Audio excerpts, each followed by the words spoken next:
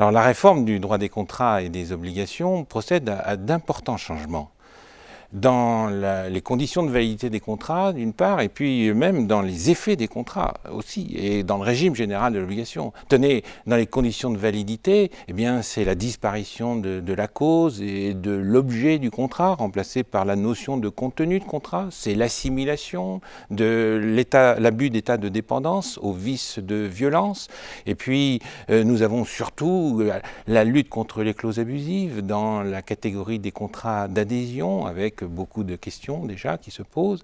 Et puis, dans les effets des contrats, eh bien, cette grande innovation que constitue la révision pour imprévision en cas de survenue de circonstances imprévisibles. Et par ailleurs, la cession de créances est rénovée, la cession de dette fait son apparition dans le Code civil, la cession de contrat est organisée, et puis quand on va même dans le droit de la preuve, on constate que le régime des copies est modifié. Bref, c'est une réforme qui procède à d'importants changements.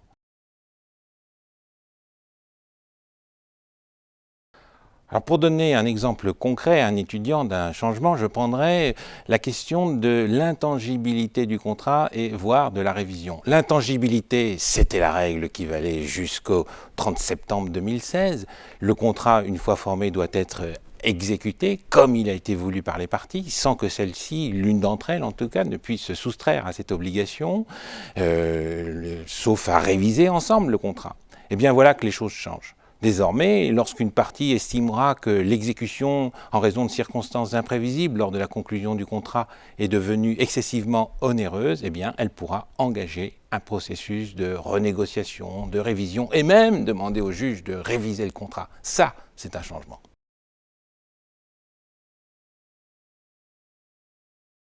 Alors ce mode d'emploi a été conçu pour être utile et même indispensable à tous les étudiants.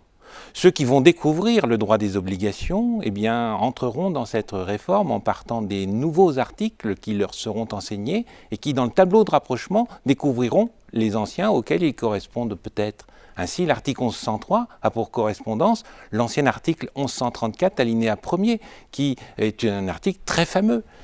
Et puis, les étudiants qui ont déjà une bonne connaissance du droit des contrats et des obligations, eux, entreront dans la réforme par le tableau inverse. C'est-à-dire, ils partiront des anciens articles qu'ils connaissent pour essayer de voir quels sont les articles éventuellement correspondants.